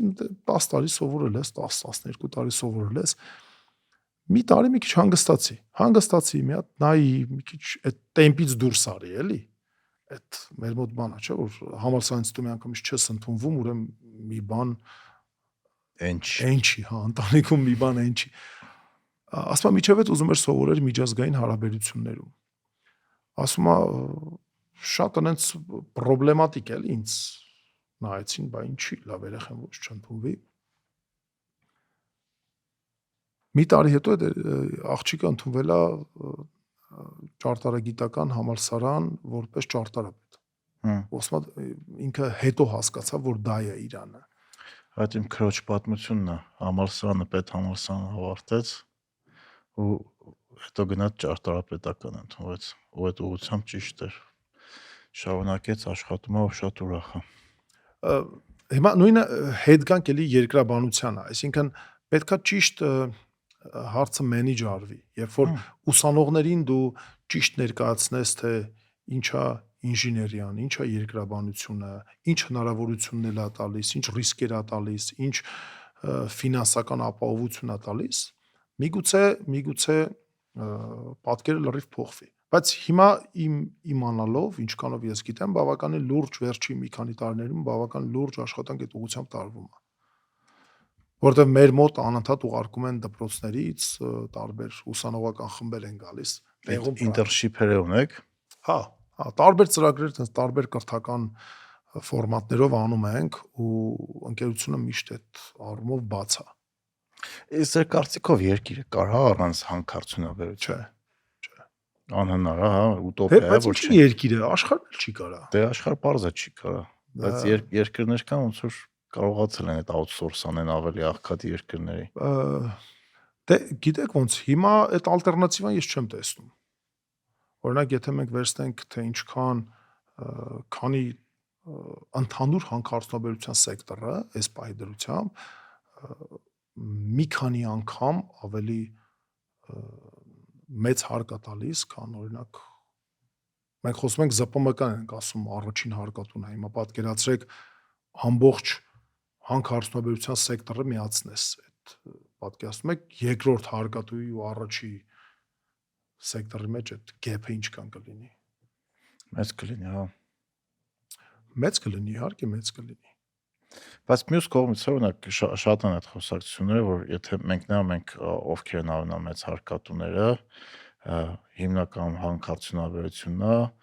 վերարտահանում, սիգարետ, ալկոհոլ։ Մի տեսակ շատերը ասում են, որ այդ ցուցակին նայում ես, հասկանում ես, որ մենք բարձր տեխնոլոգիաներով մրցակից չենք, ինչ որ ապրանքներ չունենք, որը ավելի մեծ արժեք հաստեղծում ու մրցունակ է աշխարհում։ Դե ունենք ինչ ունենք, բայց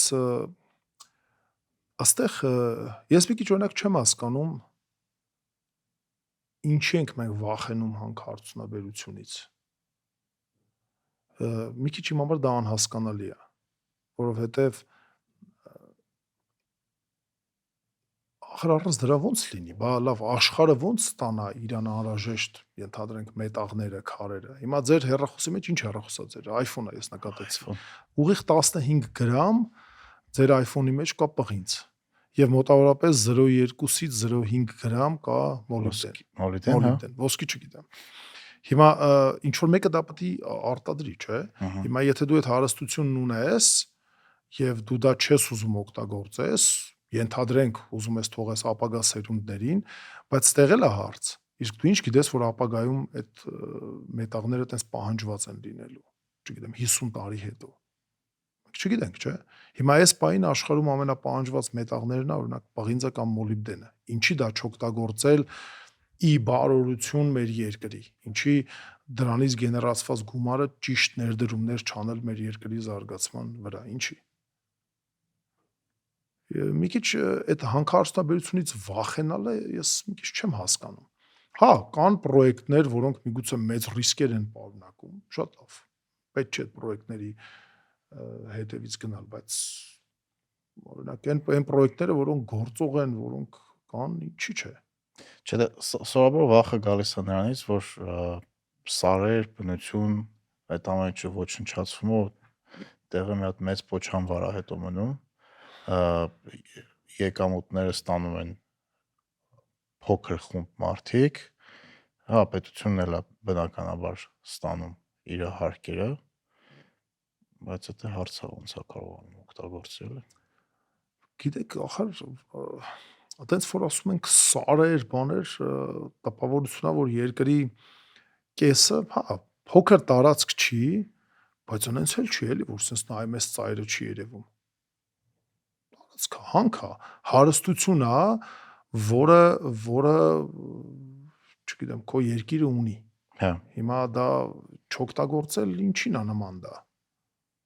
Եկեք մենք պղինձ, չգիտեմ, մոլիբդեն չարդյունահանենք, Իրանը թող ընդհանրապես նավթ չարդյունահանի, ուրիշ երկրներ կան, ուրիշ մետաղներ թող չարդյունահանեն, աշխարհը ոնց զարգանա։ Հարց է, չէ՞ դա։ Եթե ալտերնատիվան կա, այսինքն եթե այլընտրանքը դրա կա, ասենց ասեմ,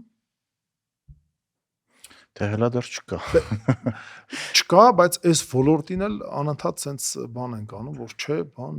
բայց մի քիչ տես չի։ Բան հանքարդյունաբերություն չունի, բայց մեր iPhone-ների գինը հանկարծ չտանք։ Ոչամբարներն էլ իրանցից էլ այդքան պետք չի վախենալ։ Օրինակ, եթե մի օր եթե ստացվի կարողանաք մեզ հյուր գաք, օրինակ ճանապարհին պոչամբարներ կան, որոնք արդեն փակված, սովետական միության ժամանակ փակված, վրան անտառը։ լավ ասենք թե, չգիտեմ, ինչ որ X տարածք է, վրան անտառ է։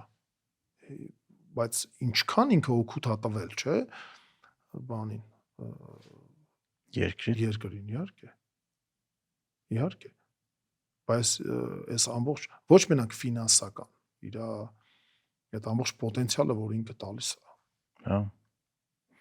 Դե անգամ ամենազարգացած երկրները մեկը ինչ որ քանակությամբ արդյունաբերություն ունեն, չգիտեմ, Կանադան է, Ամերիկան է, եվրոպական երկրներն էլ։ Չէ, բոլորն ունեն։ Ավստրալիական ամենամեծ հանքարդյունաբերական երկիրը իմ իմանալով Ավստրալիան է։ Ավստրալիաներ ունի, Ամերիկանն էլ ունի մայնինգներ։ Հա։ Նորմալ է։ Դե պրոգրեսը իր արժեքը ունի, էլի։ Իսկ այդ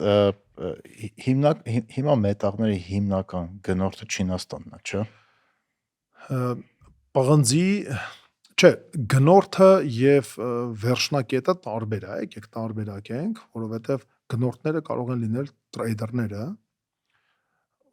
տրեյդերը կարող են տարբեր երկրների, Լոնդոնում օրինակ։ հա, Լոնդոն, Շվեյցարիա, Հայաստան, տարբեր երկրների, բայց այս պահին այնց պղնձի խտանյութի մեծ վակուում անում է Չինաստանը, որովհետև հիմնական այդ արտադրությունների իր մոտ է կենտրոնացած։ Հա։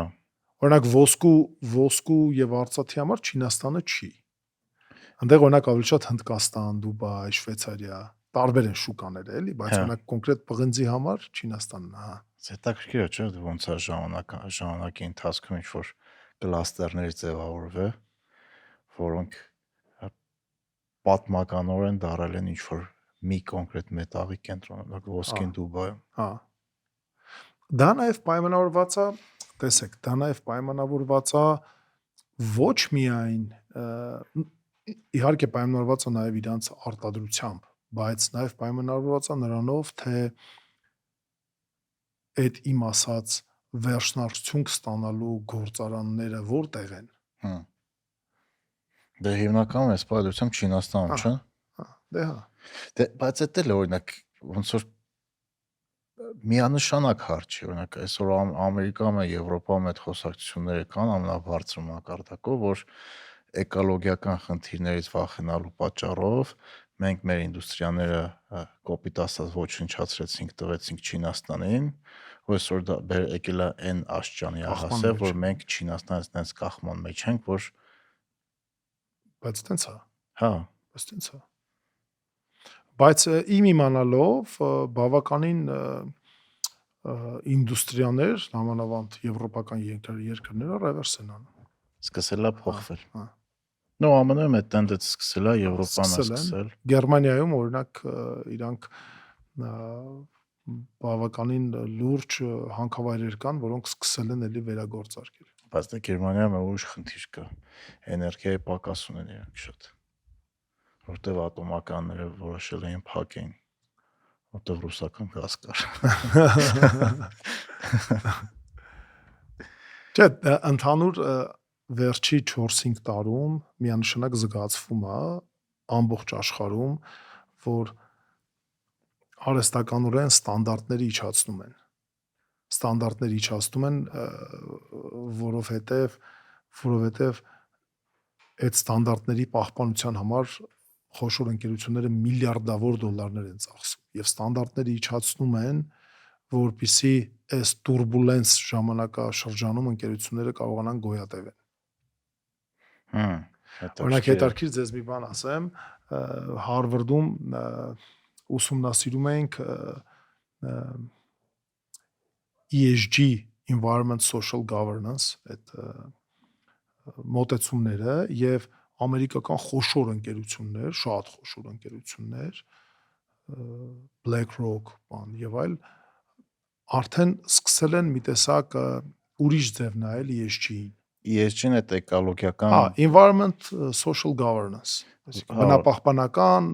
սոցիալական եւ այլ։ Դե մինչև այս վերջերս ունենք ներդրումային ֆոնդեր կան, բանն է BlackRock-ն է ուներ ինչ-որ մի մաս, որ կոնկրետ մենակ նմանատիպ պրոյեկտներին էին ներդրում անում։ Հիմա ընդհանուր իրանց դիրքորոշումը փոխվել է։ Որովհետև քաղաքականությունն է փոխվել, Տրամպի գլխավորությամբ։ Հիմա այդ եմ ասում եւ երբ որ այդ հարցը քննարկվում էր,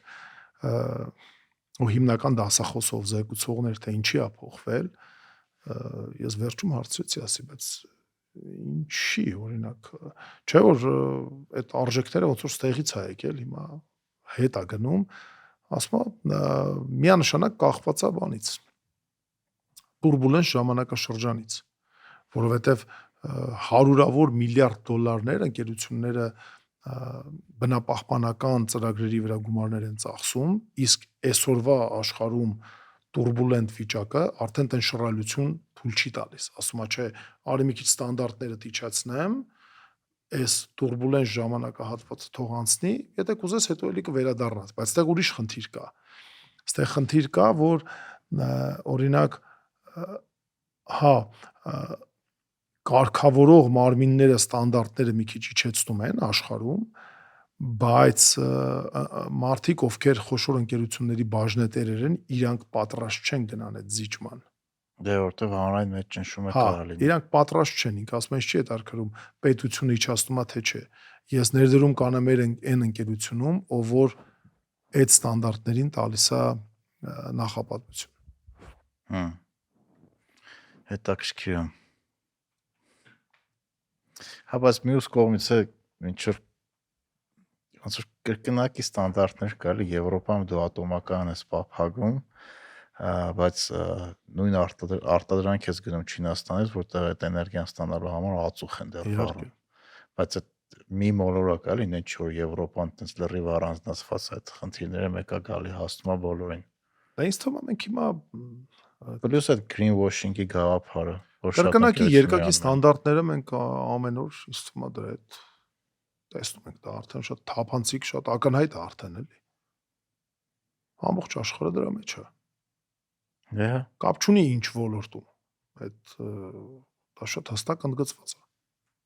Դե բայց դա էլ կարող է բերել այսօրվա տուրբուլենտ վիճակին, որովհետև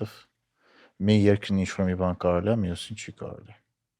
Գիտեք ինչ, դա էլ է բերել, բայց ինձ թվում է ընդհանուր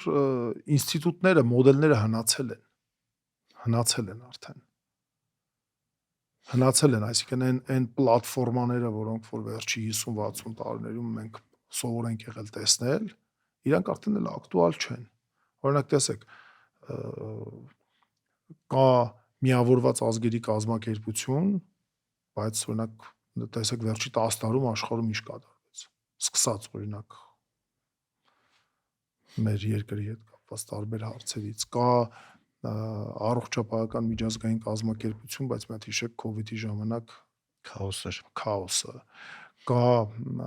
չգիտեմ, մարդու իրավունքների եվրոպական դատարան, բայց ոչ ոք չի պատրաստվում վճիռները կատարել, այսինքն համակարգերը, ինստիտուտները, որոնք 40, 50, 60 տարի եղել են, արդեն էլ ակտուալ չեն։ Արդեն էլ իրանց պետքա նոր արխիտեկտուրայով նոր բան հավաքել։ Արդեն իրանք ակտուալ չեն։ Ու մենք հիմա այդ ժամանակահատվածում ենք ապրում։ Մենք դրա ականատես ենք լինում։ Ինչպես արագ աշխարհը փոխվում։ Դա վերում է շատ մարդկանց մոտ այդ uncertainty-ն հայերեն ոնց է անկանխատեսելիությանը, որ մարդիկ ասում են տեսնում ես աշխարհում ինչա կատարում իմաստավորն է գնալ մի հատ հազամասնագիտություն սովոր կամ ինչ-որ մի բան անել, որտեվ խառնա, սպասի, մենք էլ սիրում ենք, չէ՞, հայերս սպասի տենակ իջալու վիճակն է։ Բայց ձեզ հետաքրքիր մի բան ասեմ, օրինակ տարբեր այդ դպրոցներում կամ ինստիտուտներում միշտ քննարկում են кейսեր, թե ինչպիսի кейսերի հետ է օրինակ առնչվում ընկերության տնօրենների խորհուրդը։ Քեմբրիջում երկու кейս էր հիմնական քննարկվում, երկու խնդիր էր քննարկվում՝ Brexit-ը եւ COVID-ը։ Այսինքն ընդհանուր առմամբ արտաքին ազդեցություն ունեցող երկու խնդիրները, դա մեկը Brexit-ն էր, մեկը COVID-ը։ Դե իրանց հասարակության համար երկու ամենա մեծ տատանումներն Ես երբ որ հարցեր էի տալիս կամ մեր համար, տեսեք, մեր համար էլ է COVID-ը։ COVID, պատերազմ, քաղաքականություն, գեոպոլիտիկա, սանկցիաներ, հարևանների հետ հարաբերություններ, հարևանների մոտ տիրող պատերազմ, լոգիստիկ խնդիրներ, տարածաշրջանային խնդիրներ, մենք մոտավորապես մի 6 պրոբլեմների փունջ է, 6-7 պրոբլեմ ու խնդիր ավելի շատ ունենք, քան արտաքին ազդեցության խնդիրներ, քան օրինակ իրանց երկրների բաները, ընկերությունները։ Եվ օրինակ այս կոնտեքստում, երբ որ ես ինչ-որ վերլուծություն էի անում կամ ինչ-որ հարցեր էի տալիս, նամանավանդ օրինակ Արաբական Միացյալ Էմիրությունների իմ դասընկերները, ովքեր այնտեղ էին, իրանց էդի շատ հետաքրքրում էր, որովհետև իրանք էլ այդ կոմֆորտ զոնայից դուրս են եկել վերջի Իրանի հետ կապված հարցերով եւ ուզած-չուզած իրանք էլ են մտել դրա մեջ, իրանց տանօրենների խորհուրդներն էլ են քննարկում ռազմական, չգիտեմ, ստրատեգիկ հարցեր, որը բխում ինչ որ տենց տարբեր գործողություններից։ Հասկացա։ Իսկ եթե չգիտեմ, ինձ թվում է քննարկած կլինեք, ընկերությունը ապագայում 3 ամենախոշոր ռիսկը ինչ է տեսնում։ Տեսեք, մենք հենց հիմա այն process-ի մեջ ենք, մենք մոտավորապես մի քանի ամիս առաջ Զանգեզուրի պղնձամոլիբդենային կոմբինատի տնօրենների խորհուրդը ձևավորեց ռիսկերի հանձնաժողով, այո, առանձին ռիսկերի հանձնաժողով, որի նախագահ ընտրվեցի ես, եւ մենք հիմա այն փուլում ենք, որ մենք մոտակա շաբաթների ընթացքում հաստատելու ենք այսպես ասած ռիսկերի ռեեստրը, թե ինչն է անկերությունը դիտարկում որպես ռիսկ։ Տարբեր են, օրինակ սկսած կիբեր անվտանգության ռիսկից վերջացրած օրինակ, չգիտեմ, տարբեր արտադրական կամ բան ռիսկեր։ Հասկացա։ Ռիսկերը մոտեցումը հետեւյալն է, դու պետքա հասկանաս որն է քո ռիսկը, դու պետքա կարողանաս կառավարես, դու պետքա գիտեք ոնց պետքա դու ունենաս ծրագիր, թե այդ ռիսկը ի հայտ գալուց հետո դու ինչքան արագ կկարողանաս վերականգնես ընկերության ուժերը, այսինքն սա աշխատանք է, որ պետքա նախապես կատարվի։ Երբ որ դու այդ աշխատանքը նախապես չես կատարվում, կարա յուրաքանչյուր ռիսկ մեծ կոլապսի բերի ընկերությանը։ Այսինքն դու պետքա առնչվես այդ ռիսկի հետ, իրան կառավարես եւ ունենաս ծրագիր, թե լավ, կառավարեցիր, բայց միևնույն է այդ ռիսկը տեղի ունեցավ քո մոտ։ Դու ոնց պետքա այդ ռիսկից դուրս գաս հնարավորինս քիչ վնասով, ոնց կարողանաս քո ընկերությանը բուժես այդ ռիսկից հետո։ Այդ ծրագիրը դու պետքա ունենաս, որովհետև ռիսկը ի հայտ գալուց հետո դու ժամանակ չես ունենալու այդ ծրագրով զբաղվես։ Բայց դեպքեր կան, որ դու չգիտես ինչ առնելու, նաև երևի դրան պետք է պատրաստ լինես, ամեն օր։ Հələ որտեղ չգիտեմ, գիտելիք օրնամաս կա no, չէ, որ գիտենք, կա որ գիտենք, որ չգիտենք, ու կա որ չգիտենք, որ չգիտենք։ Ռիսկերն էլ կարելի է նման ձև նայել։ Այս բնակավարում դա միշտ կա, հակառակը չի լինում։ Ծանր բնակավարը միշտ կա։ Այսինքն, եթե օրինակ այսօր ինձ ասեք, լավ,